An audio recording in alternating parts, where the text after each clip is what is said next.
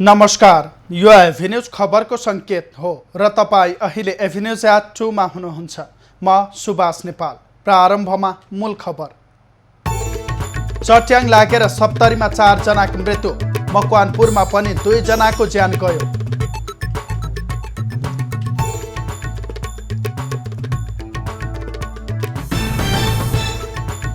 स्याङ्जाका 55 वर्षीय कोरोना संक्रमित पुरुषको उपचारका क्रममा मृत्यु, शव व्यवस्थापन गर्ने क्रममा पोखरामा प्रहरी र स्थानीयवासी बीच झडप। पाल्पामा आज 121 जनामा कोरोना संक्रमण पुष्टि, निस्तीमा मात्रै 93 संक्रमित थपिए।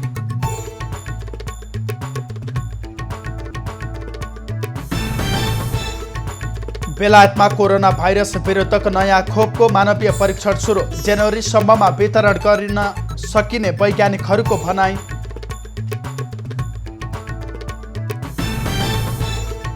र भारत चीन शान्तिपूर्ण रूपमा सीमा समस्या समाधान गर्न सहमत, गलवानबाट भारतीय सैनिक हट्नुपर्ने चीनको भनाइ।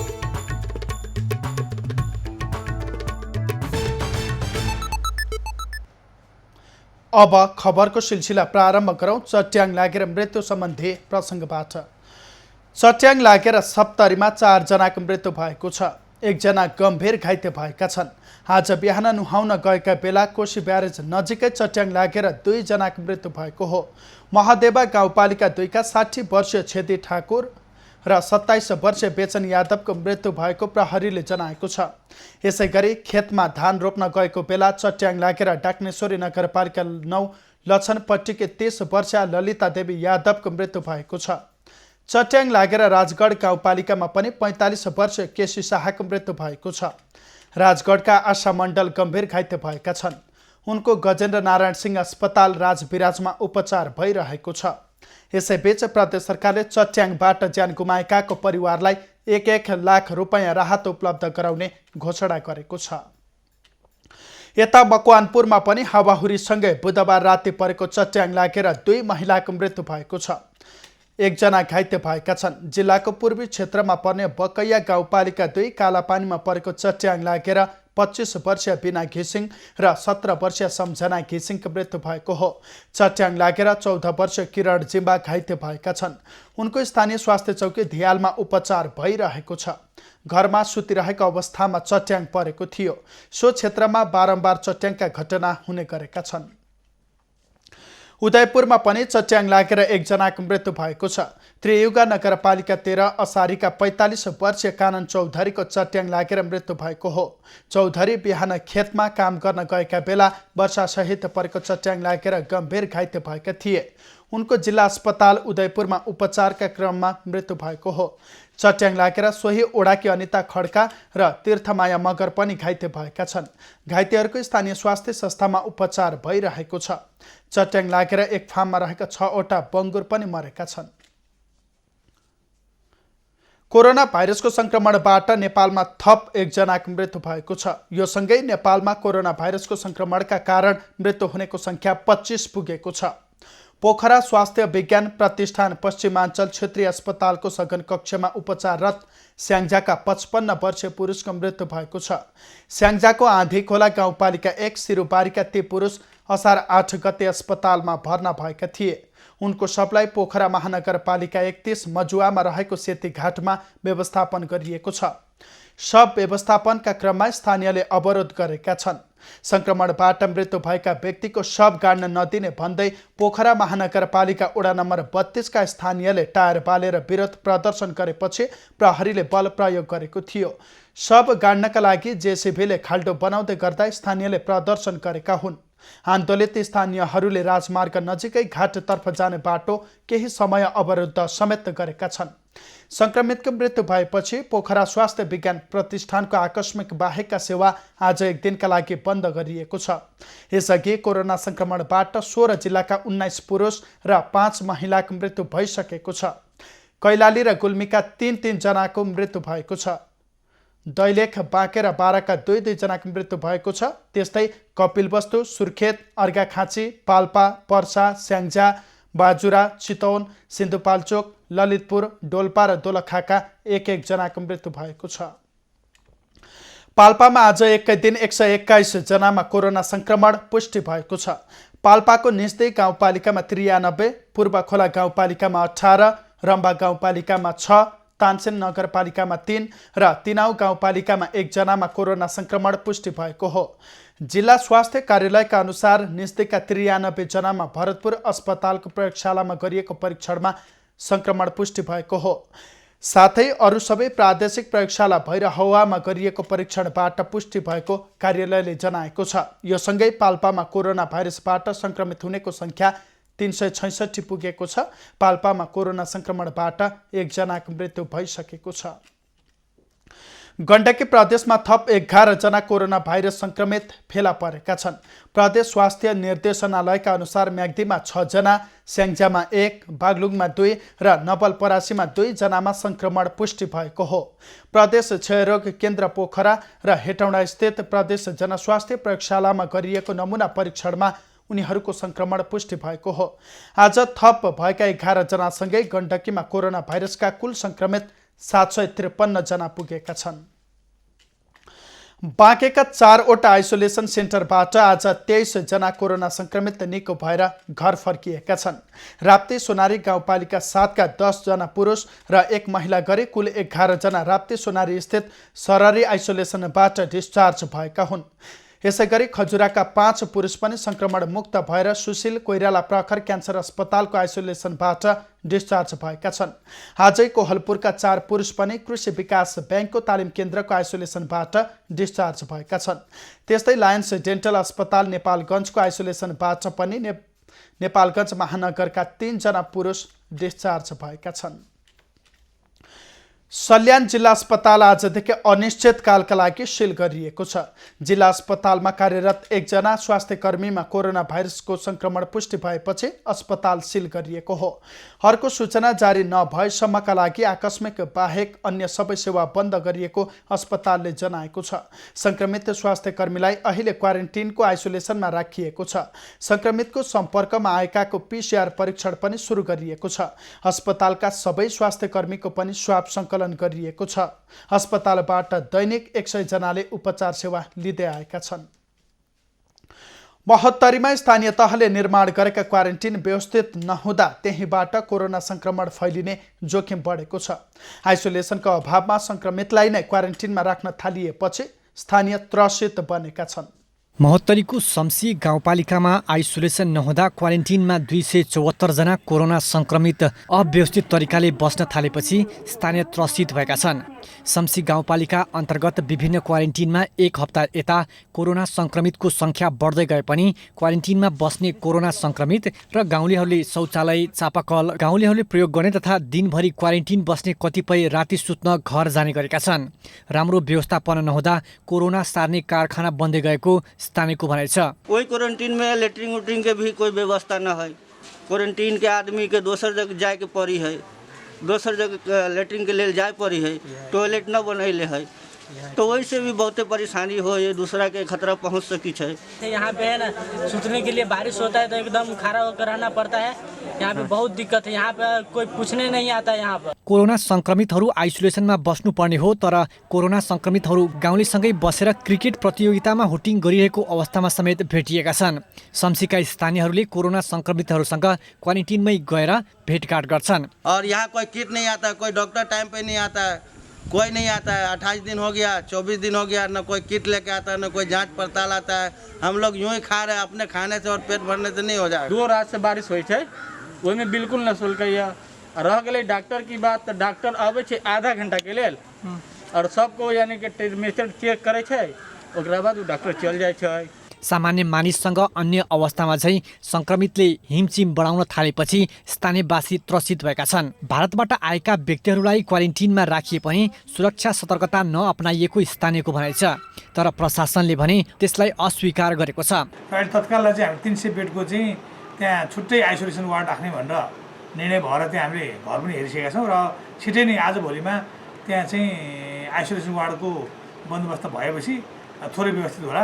नभए अहिले चाहिँ हामीले खालि छुट्याएर चाहिँ राखेका छौँ र अलिक धेरै भिडभाड भएको हुनाले त्यहाँ व्यवस्थापन चाहिँ अहिले राम्रो भएको छैन। तर हामी व्यवस्थापन गर्नलाई निर्देशन पनि गरेका छौँ। एकै गाउँपालिकामा धेरै सङ्ख्यामा कोरोना सङ्क्रमित भेटिएपछि जिल्ला प्रशासन कार्यालयको समन्वयमा बसेको आकस्मिक बैठकबाट नियन्त्रण तथा उपचारात्मक रणनीति अपनाइएको छ। सङ्क्रमित भेटिएको गाउँपालिकालाई सिल गरी तत्काल सबैलाई आइसोलेसन पठाउनु पर्ने भए पनि आइसोलेसन अभावमा सङ्क्रमितलाई क्वारेन्टिनमै राखिएको छ। सम्सीमा 750 जनाको PCR परीक्षण गरिएकोमा 274 जनामा सङ्क्रमण पुष्टि भएको छ।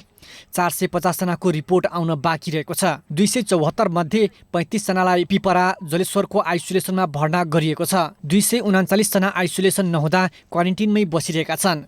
गाउँपालिकाको क्वारेन्टिनमा भारतबाट आएका 1200 मानिस बसिरहेका छन्। कमलेश मण्डल, महोत्तरी। कोरोना संक्रमणको रेड जोनमा परेको दैलेखमा बुधबारबाट PCR मेसिन सञ्चालनमा आएको छ। मेसिन सञ्चालनमा आएसँगै दैलेखबाट स्वाब सङ्कलन गरी परीक्षणका लागि सुर्खेत र जुम्ला पठाउनु पर्ने बाध्यताको अन्त्य भएको छ। यसअघि स्वाब सङ्कलन गरेको 3 सातापछि मात्रै रिपोर्ट आउँदा सङ्क्रमण थप बढेपछि जिल्लामै PCR मेसिन जडान गरिएको हो। पशु अस्पतालमा राखिएको मेसिनले दैनिक 300वटा नमुना परीक्षण गर्नेछ। दैलेख निर्वाचन क्षेत्र नम्बर 1 को पूर्वाधार विकास कोषको 1 करोड 6 लाख रुपैयाँ बजेटमा मेसिन खरिद गरिएको हो। दैलेखमा बुधबारसम्म सङ्क्रमितको सङ्ख्या 732 पुगेको छ। दैलेखमा हाल 5000 भन्दा बढी क्वारेन्टिनमा रहेका छन्। लकडाउनमा पनि निर्माण कार्यलाई जारी राख्न सरकारले नै पासको व्यवस्था गरेर काम गर्न निर्माण व्यवसायलाई हौसाएको थियो। तर विकास निर्माण कार्यका लागि चाहिने आवश्यक सामग्री र कामदारको अभावमा झापा जिल्लामा समयमा सकिनुपर्ने काम नसकिने भएको छ। सरकारले पूर्वाधार निर्माणलाई गति दिन र निर्माणाधीन विकासका कामलाई सुरक्षा अपनाएर सुचारू गर्नका लागि बन्दाबन्दीका बीच पनि निर्माण व्यवसायीलाई पासको व्यवस्था गरेको छ। तर विकास निर्माण कार्यका लागि चाहिने आवश्यक सामग्री र कामदारको अभावमा निर्माण कार्य अगाडि बढ्न सकेको छैन। सरकारले यो लकडाउनको बावजुद पनि निर्माण व्यवसायले चाहिँ निर्माण व्यवसायलाई चाहिँ काम गर्न पाउने भन्ने खालको केही सहुलियतहरू पासहरू बनाएर गरे तापनि तपाईँको निर्माण सामग्रीको अभावले गर्दाखेरि तपाईँको फ्याक्ट्रीहरू सबै बन्द थियो, लगायत क्रसरहरू बन्द थियो, गाडी घोडाहरू बन्द नै थियो। त्यसले गर्दाखेरि भने जस्तो काम गर्न कसैले पनि सकेन। हामी निर्माण व्यवसायले कसैले पनि सकेनौँ। हामीले कालो पत्रे र पुल निर्माणका लागि आवश्यक दक्ष र अर्धदक्ष कामदार 100% भारतीय भएको र लकडाउन लम्बिँदै जाँदा फर्किसकेका भारतीय कामदार आउने स्थिति नभएकाले अहिले कालो पत्रे र पुल निर्माणको काम हुन सकेको छैन। नेपालको निर्माण व्यवसायलाई पनि आत्मनिर्भर गराउन कालो पत्रे र डन्डीको काम गर्ने दक्ष तथा अर्धदक्ष कामदार यही उत्पादन गर्न सरकार लागि पर्नुपर्ने व्यवसायीको भनाइ छ। इन्डियाकै मिस्त्रीहरू छ, यहाँ लोकलहरूले जान्दैनन् र इन्डियाको मिस्त्रीहरू इन्डिया नै गइहाले र फेरि ल्याउन पनि सक्ने अवस्था भएन। र जस्तै ताप्लेजुङमा पिचको काम गर्नु पर्यो भने पिचको काम पनि लोकलले जान्दैन र यता झापाबाट लानुपर्ने हुन्छ र झापाबाट कामदारहरू लानको निमित्त पनि समस्या थियो। सरकारले केही दिन अघि विकास निर्माणका कामहरू सुरक्षा अपनाएर सञ्चालन गर्न भने सँगै एकाध योजनाहरूमा त्यही स्थानीय तह वा जिल्लामा रहेका वा लकडाउनका कारण फर्कन नसकेका थोरै कामदार प्रयोग गरी काम गर्ने प्रयास भए तापनि अवस्था सहज हुन नसकेको निर्माण व्यवसायीहरूले बताएका छन्। निर्माणाधीन विकास आयोजनाको निरन्तरताका लागि स्थानीय तहले आवश्यकता अनुसारको नदीजन्य सामग्री उपलब्ध गराउन समन्वय गर्नुपर्ने पनि निर्माण व्यवसायीको माग छ। एभी न्युज खबरका लागि झापाबाट सन्तोष नेउपानेको रिपोर्ट।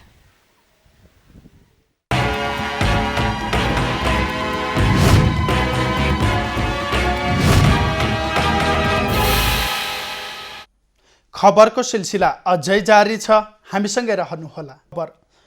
परराष्ट्र मन्त्री प्रदीप गेवाली र अमेरिकी समकक्षी माइकल पोम्पेओ बीच टेलिफोन संवाद भएको छ। नेपालमा एमसीसी सम्झौतालाई लिएर विवाद चुलिएको समयमा दुई समकक्षी बीच कुराकानी भएको हो। परराष्ट्र मन्त्रालयले दुई मन्त्री बीच कोरोना महामारी र समसामयिक विषयमा कुराकानी भएको बताइएको छ। दुवै देशका सरकारले नागरिकको जीवन रक्षाका लागि गरेका प्रयासको पनि प्रशंसा गरेको मन्त्रालयले जनाएको छ। दुई मन्त्रीबीच विकास परियोजनामा हुने साझेदारीको महत्त्वका बारेमा पनि छलफल भएको बताइएको छ। मन्त्री गेवालीले नेपालको स्वास्थ्य क्षेत्र, कोरोना भाइरस लगायतका परियोजनामा अमेरिकी सरकारले गरेको सहयोगको प्रशंसा गरेका छन्। अमेरिकी विदेश मन्त्री माइकल पोम्पेओले भविष्यमा पनि नेपाललाई सहयोग जारी राख्ने प्रतिबद्धता व्यक्त गरेका छन्। टेलिफोन कुराकानीका क्रममा दुवै पक्षले आपसी सहयोगलाई निरन्तरता दिने प्रतिबद्धता जनाएका छन्। नेपालमा अमेरिकी सहयोग परियोजना एमसिसी संसदबाट पारित गर्ने नगर्ने सम्बन्धमा सत्तारूढ नेकपा भित्रै रसाकसी चलेका बेला परराष्ट्र मन्त्री र अमेरिकी समकक्ष बीच भएको टेलिफोन वार्तालाई अर्थपूर्ण रूपमा हेरिएको छ। रुकुम हत्याकाण्डमा चौरजहारी 8का वडा अध्यक्ष डम्बर मल्ल सहित 23 जनालाई पूर्वपक्षका लागि थुनामा राख्न जिल्ला अदालतले आदेश दिएको छ। रुकुम जिल्ला अदालतमा 6 दिनको बहसपछि न्यायाधीश विद्याराज पौडेलको इजलासले बुधबार साँझ घटनामा संलग्न रहेको अभियोगमा 23 जनालाई पूर्वपक्षका लागि थुनामा राख्न आदेश दिएको हो। अदालतले प्रतिवादी मध्ये 3 जनालाई साधारण तारिक र 1 जनालाई 1 लाख रुपैयाँ धरौटीमा छाड्ने आदेश दिएको छ। प्रेमिका भनिएकी युवतीकी आमालाई 1 लाख रुपैयाँ धरौटीमा छाड्ने आदेश दिएको हो। प्रेमिका भनिएकी युवती सहित 2 जनालाई यसअघि बाल सुधार गृह पठाइएको छ। जिल्ला सरकारी वकिल कार्यालयले 34 जना विरुद्ध कर्तव्य ज्यान लगायत मुद्दामा अभियोग पत्र दर्ता गरेको थियो। गैरदलित प्रेमिकालाई भगाएर बिहे गर्न जाजरकोटबाट रुकुम पश्चिमको चौरजहारी नगरपालिका 8 सोती गएका नवराज विक सहित 18 जनालाई स्थानीयले कुटपिट गरेका थिए। त्यसमा नवराज सहित 6 जनाको ज्यान गएको थियो। उनीहरूको शव भेरी नदीमा फेला परेको थियो। अख्तियार दुरुपयोग अनुसन्धान आयोगलाई निजी क्षेत्र समेत हेर्ने गरी कानुन संशोधन गर्न लागेको विषयमा नेकपामा विरोध भएपछि त्यसलाई तत्काल रोक्ने सहमति बनेको छ। नेकपाको स्थायी कमिटी बैठकमा उक्त विषयमा नेताहरूले कुरा उठाएपछि पार्टी नेतृत्वले तत्काल राष्ट्रिय सभामा पेश भएको विधेयक अगाडि नबढाउन निर्देशन दिने सहमति भएको हो। संविधानभन्दा माथि राखेर अख्तियारलाई अधिकार दिन खोजिएको भन्दै पार्टी भित्रबाट विरोध भएपछि विधेयक रोक्न नेतृत्व तयार भएको हो। अख्तियार सम्बन्धी ऐनलाई संशोधन गर्न ल्याइएको विधेयकमा अख्तियार दुरुपयोग अनुसन्धान आयोगलाई निजी क्षेत्रको समेत अनुसन्धानको अधिकार प्रस्ताव गरिएको छ। राष्ट्रिय सभाको विधायन समितिले पारित गरेको प्रतिवेदनमा अनुसन्धान अधिकृतले कुनै काम तत्काल रोक्नुपर्ने कारण देखेमा रोक लगाउन आदेश दिन सक्ने व्यवस्था राखिएको छ। यसैबीच नेपाल उद्योग वाणिज्य महासङ्घ र नेपाल उद्योग परिसङ्घले अख्तियार दुरुपयोग अनुसन्धान आयोगको तेस्रो संशोधन विधेयक 2076 व्यवसायको विरुद्धमा भएको निष्कर्ष निकालेको छ। संयुक्त विज्ञप्ति निकाल्दै दुवै व्यवसाय सङ्गठनले विधेयकमा राखिएको प्रस्तावित प्रावधानलाई यथाशीघ्र संशोधन गर्न माग गरेका हुन्। संशोधन विधेयकले नेपालको उद्योगी व्यवसायलाई हतोत्साहित गर्ने विज्ञप्तिमा उल्लेख गरिएको छ। विश्व नै कोरोनाको त्रास र चपेटामा परेको र अर्थतन्त्र ठप्प प्राय भएको वर्तमान अवस्थामा विधेयकमा राखिएको नियन्त्रणकारी प्रावधानले नेपालको निजी क्षेत्र थप चिन्तित बनेको विज्ञप्तिमा उल्लेख गरिएको छ। विधेयकमा अख्तियारबाट हुने अनुसन्धानमा निजी क्षेत्रबाट सञ्चालित उद्योग र प्रतिष्ठान तथा कम्पनी, ब्याङ्क, मेडिकल कलेज लगायतका निकायलाई समेट्ने विषयमा 2 प्रतिनिधिमूलक संस्थाले आपत्ति जनाएका हुन्। उद्योग व्यवसायको निर्वाध विकास र विस्तार गरी अर्थतन्त्रको थप सबलीकरण मार्फत रोजगारी सृजना गर्ने सरकारको अभियानमा समेत विधेयकले बाधा पुर्याउने विज्ञप्तिमा उल्लेख गरिएको छ। होटल व्यवसाय महासङ्घले सरकार समक्ष 14 बुँदे माग राख्दै तत्काल सम्बोधन नगरे आन्दोलन गर्ने चेतावनी दिएको छ। आज काठमाडौँमा पत्रकार सम्मेलन गर्दै साना होटल व्यवसायको छाता सङ्गठनले कोरोना भाइरस सङ्क्रमणमा परेका होटल क्षेत्रका समस्या समाधान गर्न सरकारको ध्यानाकर्षण गराएको हो। होटल व्यवसायीहरूले घर भाडामा 50% छुटको व्यवस्था गर्न र भाडा छुट दिने घर धनीको ब्याङ्क ऋणको ब्याजमा सहुलियत दिन माग गरेका हुन्। वर्तमान अवस्थामा होटल व्यवसायीहरू सबैभन्दा बढी घर भाडाको मारमा परेकोले यस लकडाउन अवधिभरको घर भाडा पूर्ण रूपमा छुट र सङ्क्रमणकाल रहन्जेलसम्मका लागि 50% छुटको व्यवस्था गर्न आग्रह गर्दछौँ। समयमै यसको सुनवाई भएन भने आगामी दिनमा पलायनको सङ्घर्षमा रहेका देशभरका लाखौँ व्यवसायीहरू बाध्यतावश आन्दोलनमा जानुपर्ने परिस्थितिको सिर्जना हुने बेहोरा समेत ध्यानाकर्षण गराउन चाहन्छौँ। यस्तै लकडाउन खुलेपछि पनि तत्काल होटल सञ्चालन नहुने भएकाले बिजुली पानीको महसुलमा 1 वर्षसम्म छुट दिनुपर्ने, टेलिफोन इन्टरनेटमा विशेष सहुलियत दिनुपर्ने, 1 वर्षको व्यवसाय कर तथा राजस्वमा छुट गर्नुपर्ने उनीहरूको माग छ। ब्याङ्कको ऋण र ब्याज भुक्तानी गर्ने अवधि 2 वर्ष थप्नुपर्ने, सहुलियत ब्याज दरमा कर्जा उपलब्ध गराउनुपर्ने, होटलहरूलाई क्वारेन्टिनको रूपमा प्रयोग गराउन र सुरक्षा सावधानी अपनाएर होटल खोल्ने व्यवस्था गर्न होटल व्यवसायीहरूले माग गरेका छन्। कोरोना भाइरसका कारण सबै होटल बन्द भएको तर सरकारले साना होटलहरूलाई बेवास्ता गरेको पनि महासङ्घले जनाएको छ। साना होटलहरूले विदेशबाट आउने नागरिकलाई 14 दिनसम्म क्वारेन्टिनमा राख्न बिना शुल्क होटल दिन तयार रहँदा समेत तारे होटलमा महँगो शुल्क तिर्न बाध्य पारिएको व्यवसायीको भनाइ छ। मोरङ चेम्बर अफ कमर्सले उद्योग तथा ठूला व्यापारीहरूलाई लकडाउन अवधिभरको ब्याङ्क ब्याज र करमा छुट दिनुपर्ने माग गरेको छ। हालै जारी भएको सङ्घ तथा प्रदेशको बजेटका विषयमा अवधारणा सार्वजनिक गर्दै मोरङ चेम्बरले यस्तो अवधारणा अघि सारेको हो। मोरङ चेम्बर अफ कमर्सका अध्यक्ष सुरेशमान श्रेष्ठले साना उद्योगी तथा साना व्यापारीहरूलाई ब्याङ्कको ब्याज र करमा छुटका साथै 5 लाखसम्मको ऋण मिनाहाको व्यवस्था गर्नुपर्ने माग गरे।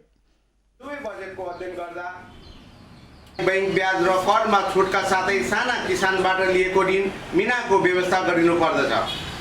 राष्ट्रिय उत्पादनमा वृद्धि गर्ने खालको कृषि कार्यक्रम अवलम्बन गर्नुपर्दछ। सामूहिक खेतीतर्फ कृषकलाई आकर्षण गर्न सक्ने कार्यक्रम ल्याउनु पर्दछ। तब मात्र समुन्नत र सम्पन्न प्रदेश बनाउन सकिन्छ। चेम्बरले कृषकलाई समेत ब्याङ्क ब्याज र करमा छुटका साथै साना किसानबाट लिएको ऋण मिनाहाको व्यवस्था गर्नुपर्ने लगायत माग पनि अघि सारेको छ। चेम्बरले सङ्घ र प्रदेश सरकारले बजेट मार्फत अघि सारेका केही कार्यक्रम सकारात्मक तथा समय सापेक्ष भए पनि त्यसको कार्यान्वयनमा प्रश्न उठाएको छ। बजेट पछिको अवधारणालाई विस्तृत गरिकन अहिले निकालेको अवधारणा उनीहरूको त्यसबाट र बजेट पछिको अवधारणा पनि यसमा हालेको छ। त्यसले गर्दा के भन्छ, तर तपाईँको सुझाव एकदम राम्रो हो। हामीले समन्वय गरेर एउटै किसिमको धारणा आइदियो भने त्यो हाम्रो भविष्यको लागि हामीले यसले ध्यान। नेपाल राष्ट्र ब्याङ्कले उद्योगी व्यवसायीहरूलाई ब्याङ्क ब्याजमा केही राहतको व्यवस्था गरेको भए तापनि त्यो कार्यान्वयनमा आउन नसकेको उद्योगीले बताएका छन्। हकतियारले निजी क्षेत्रको भ्रष्टाचार पनि हेर्ने प्रावधानको पनि चेम्बरले विरोध गरेको छ। भोजपुरको पौवादुङमा गाउँपालिकामा सञ्चालन भइरहेको छोक्ला छरछरे खानेपानी आयोजनाको काम 70% सकिएको छ। गाउँपालिकाको विद्यमान खानेपानीको समस्या समाधानका लागि उक्त योजनालाई महत्त्वका साथ लिएर कामलाई तीव्रता दिइएको हो। छोक्ला छरछरे खानेपानी आयोजनाको काम तीव्र गतिमा सञ्चालन भइरहेको निर्माण समितिले जनाएको छ। पौवादुङमा वासीलाई तोकिएको समयमा पानी वितरण गर्ने लक्ष्यका साथ काम भइरहेको निर्माण समितिको भनाइ छ। भोजपुर नगरपालिकाको हेलौछाबाट करिब 26 किलोमिटर टाढादेखि पानीलाई गाउँपालिका क्षेत्रमा ल्याइएको हो। अहिले वडा नम्बर 3 मा रहेको चामताङसम्म पानी पुर्याएर 75,000 लिटर क्षमताको ट्याङ्की निर्माणको काम अन्तिम चरणमा पुगेको छ भने मुख्य लाइन विस्तारको काम सकिएको छ। लम्बाइ चाहिँ हामीले लगभग 26 किलोमिटर टाढा यसको मुहान छ। त्यहाँदेखि अहिले यहाँसम्मको चाहिँ काम हामीले सम्पन्न गरिसकेको र अब भनेको यो ट्याङ्की निर्माण गरिसकेपछि भनेको वितरणका लाइनहरूको काम जुन श्रमदान अन्तर्गत पर्छ त्यो कामहरू बाँकी रहेको स्थिति छ। अहिले चामताङ आसपासमा रहेका स्थानीयले अहिले अस्थायी रूपमा पानीको प्रयोग गरिरहेका छन्। पानीको जोहो गर्नको लागि 3 देखि 4 घण्टा लगाएर कुवा र धारा खोज्दै हिँड्नुपर्ने अवस्था अन्त्य हुने भएपछि स्थानीय हर्षित छन्। सो क्षेत्रका मानिसहरू पानीको अभावको कारण बसाइ सराइ समेत गरिरहेको थिए।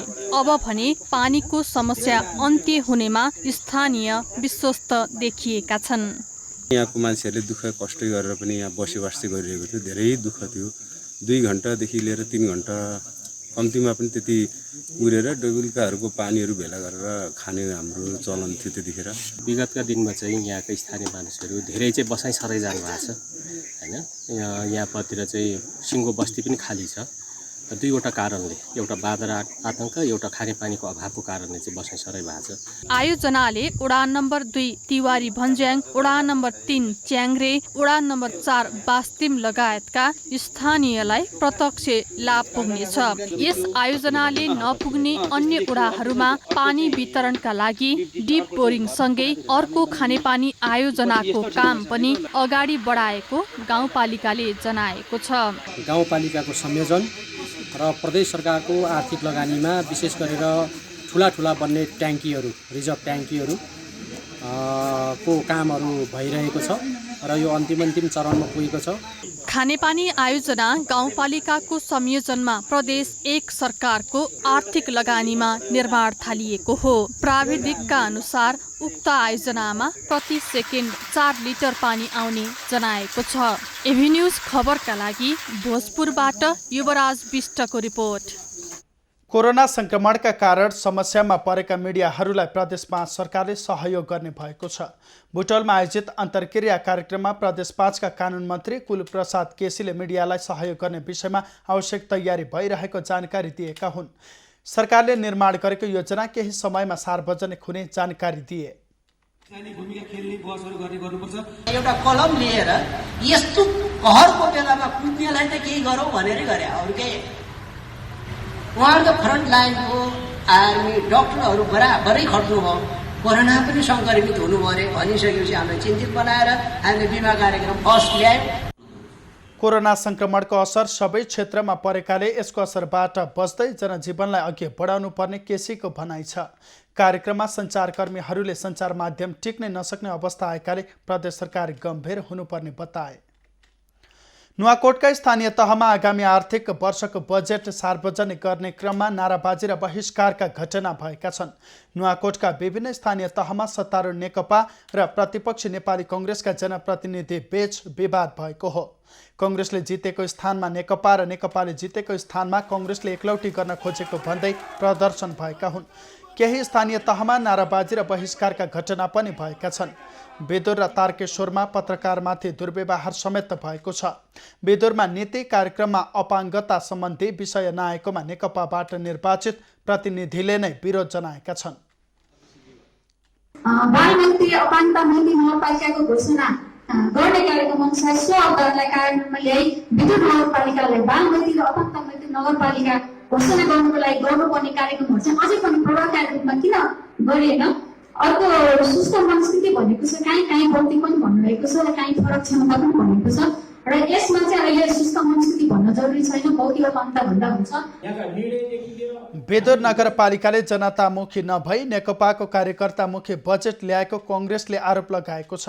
तारकेश्वर गाउँपालिकामा पनि कङ्ग्रेसले नाराबाजी गरेको छ। शिवपुरी गाउँपालिकामा कङ्ग्रेसले एकलौटी गरेको भन्दै नेकपाले विरोध जनाएको छ। नुवाकोटका 12 स्थानीय तहमध्ये 7मा कङ्ग्रेस र 5मा नेकपाको बहुमत छ। बेलकोटगढी, किस्पाङ, म्यागङ, सूर्यगढी, तादी, दुप्चेश्वर, पञ्चकन्या र ककनीमा भने विवाद बिना नै बजेट सार्वजनिक भएको छ। झापाको हल्दीबारी गाउँपालिकाको गाउँसभा चलिरहेको बेला बुधबार कार्यालय तोडफोड भएको छ। सडक नामाकरणको विषयमा उत्पन्न विवादलाई लिएर नेपाली कङ्ग्रेस र राप्रपाका कार्यकर्ताले गाउँसभा चलिरहेको स्थानमा गाउँपालिका घेराउ गर्दै तोडफोड गरेका हुन्। घटनाको विषयलाई लिएर गाउँपालिका अध्यक्ष र उपाध्यक्ष आरोप प्रत्यारोपमा उत्रिएका छन्। झडपमा नेपाली कङ्ग्रेसका गाउँपालिका उपाध्यक्ष गङ्गाप्रसाद प्रसाई र राप्रपा वडा नम्बर 2 का अध्यक्ष भीमराज याग घाइते भएका छन्। उनीहरूको स्थानीय अस्पतालमा उपचार भइरहेको बताइएको छ।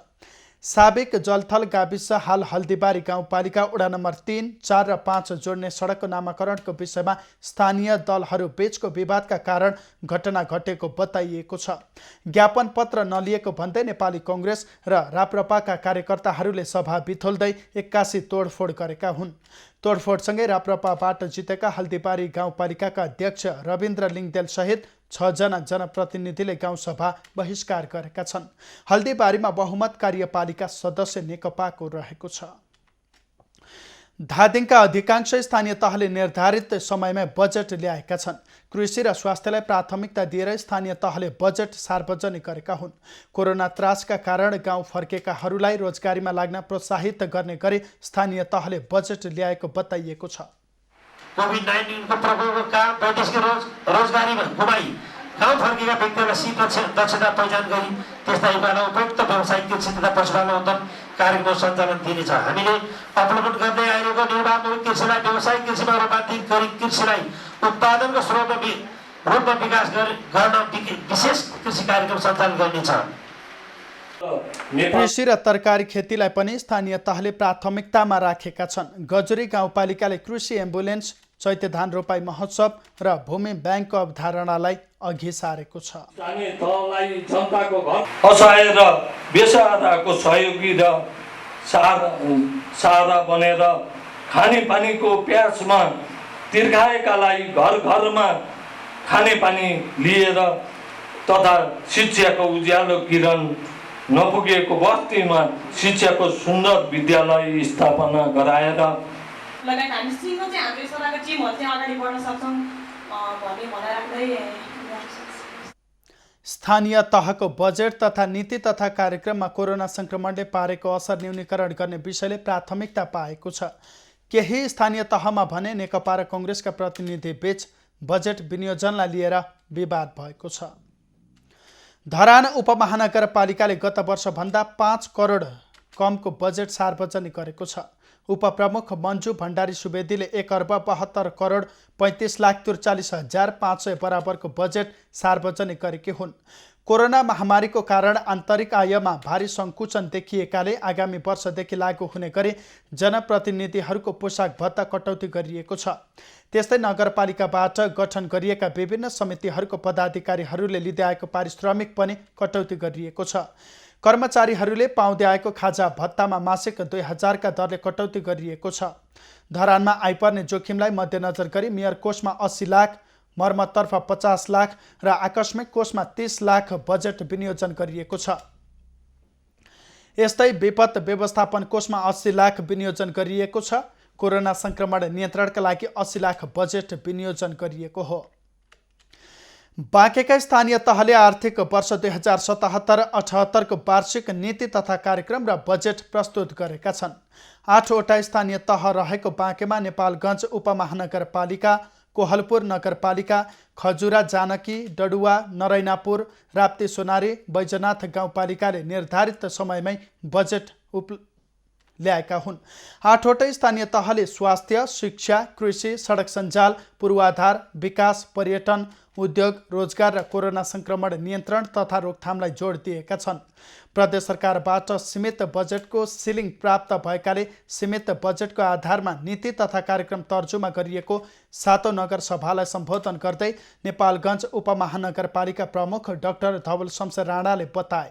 उनले कोरोना भाइरसको रोकथाम तथा नियन्त्रण कार्यलाई प्राथमिकतामा राखिएको बताए। नागरिक आवश्यकतालाई निष्पक्ष ढङ्गले प्राप्त स्रोत साधनको अधिकतम उपयोग गर्न दृढ सङ्कल्प गरेको खजुरा गाउँपालिका प्रमुख किस्मत कुमार कक्षपतिले बताए। नरैनापुर गाउँपालिका, राप्ती सोनारी गाउँपालिका र बैजनाथ गाउँपालिकाले यसअघि नै आर्थिक वर्ष 2077-78 को वार्षिक नीति तथा कार्यक्रम र बजेट प्रस्तुत गरिसकेका छन् भने नेपालगञ्ज उपमहानगरपालिका, कोहलपुर नगरपालिका, खजुरा गाउँपालिका, जानकी गाउँपालिका र डुडुवा गाउँपालिकाले बुधबार आर्थिक वर्ष 2077-78 को वार्षिक नीति तथा कार्यक्रम र बजेट प्रस्तुत गरेका हुन्। कञ्चनपुरका 9 वटा स्थानीय तहहरूमध्ये 8 वटा स्थानीय तहले मात्रै आगामी आर्थिक वर्ष 2077-78 को बजेट नीति तथा कार्यक्रम सार्वजनिक गरेका छन्। अधिकांश स्थानीय तहले चालु आर्थिक वर्षकै नीति तथा कार्यक्रमलाई निरन्तरता दिएका हुन्। नीति तथा कार्यक्रममा कोरोना रोकथाम तथा नियन्त्रणलाई प्राथमिकतामा राखिएको छ। स्थानीय तहहरूले विशेष गरी स्वास्थ्य, शिक्षा, कृषि, भौतिक पूर्वाधार लगायतका योजना नीति तथा कार्यक्रममा समावेश गरेका छन्। बेलौरी नगरपालिकाले भने नीति तथा कार्यक्रम र बजेट सार्वजनिक गरेको छैन। नगरपालिकाले असार 19 गतेका लागि नगरसभा बोलाएको छ। रामेछापको मन्थली नगरपालिकाले 1 अर्ब 7 करोड 39,77,000 भन्दा बढीको बजेट तथा कार्यक्रम ल्याएको छ। बुधबार नगरसभामा सो बजेट तथा कार्यक्रमका साथै नगरपालिकाको नीति तथा कार्यक्रम पेश भएको हो। मन्थली नगरपालिका प्रमुख रमेश कुमार बस्नेतले नगरपालिकाको नीति तथा कार्यक्रम प्रस्तुत गर्दै कोरोनाबाट नागरिकलाई बचाउने नगरपालिकाको पहिलो प्राथमिकता रहेको बताए। आउने आर्थिक वर्षको नीतिमा खाद्यान्न, तरकारी, दूध, मासु र अण्डामा नगरपालिकालाई आत्मनिर्भर बनाउने घोषणा नगरपालिकाले गरेको छ। त्यस्तै स्थानीय स्रोत र साधनमा आधारित घरेलु तथा साना उद्योगबाट नगरवासीको आय स्रोत विकास गर्ने, आधारभूत स्वास्थ्य सेवालाई गुणस्तरीय बनाउने, महामारीबाट सुरक्षित बनाउन पूर्व तयारीका काम गर्ने, विपदजन्य घटनालाई तत्काल सम्बोधन गर्न विपद व्यवस्थापन कोष स्थापना गर्ने लगायत नगरपालिकाको नीति रहेको छ। हिमाली जिल्ला हुम्लाका 2वटा गाउँपालिकाले यो पटक तोकिएकै समयमा बजेट ल्याएका छन्। सिमकोट र खारपुनाथ गाउँपालिकाले कोरोना संक्रमण नियन्त्रणलाई प्राथमिकतामा राखेर बजेट सार्वजनिक गरेका हुन्। खारपुनाथले 35,38,80,270 को बजेट गाउँसभाबाट पारित गरेको छ। त्यस्तै सिमकोटले 40,69,49,800 रुपैयाँ बजेट सार्वजनिक गरेको छ। म्याग्दीमा व्यावसायिक पशुपालन गर्ने किसानलाई डाले घाँस सहज रूपमा उपलब्ध होस् भनेर बिरुवा तथा बोटहरू वितरण गर्न सुरु गरिएको छ। भू तथा जलाधार व्यवस्थापन कार्यालय पर्वत अन्तर्गत सम्पर्क कार्यालय म्याग्दीले बिरुवा वितरण गर्न सुरु गरेको हो।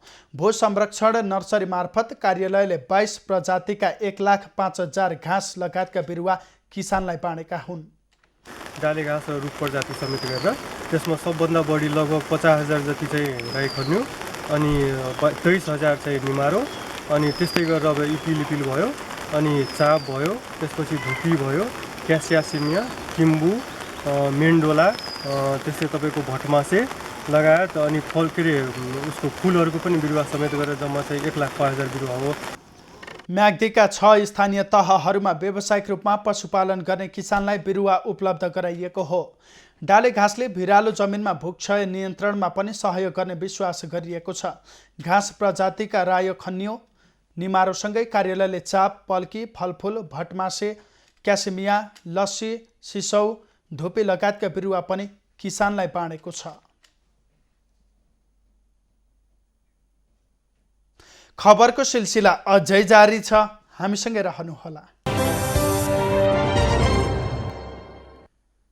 यति बेला देशका अधिकांश भूभागमा बदलिरहेको छ। प्रदेश 1, 2, 5 सुदूरपश्चिम प्रदेश तथा कर्णाली प्रदेशका केही स्थानमा वर्षा भइरहेको जल तथा मौसम पूर्वानुमान महाशाखाले जनाएको छ। काठमाडौँ उपत्यकाको आजको अधिकतम तापक्रम 26 डिग्री सेल्सियस र न्यूनतम तापक्रम 21 डिग्री सेल्सियस रहने अनुमान गरिएको छ। आज सूर्योदय बिहान 5:09 भए भने सूर्यास्त साँझ 7:03 हुनेछ। आज देशभरको मौसम कस्तो रहला त? हेरौँ देशका विभिन्न स्थानको अनुमानित मौसमी अवस्था।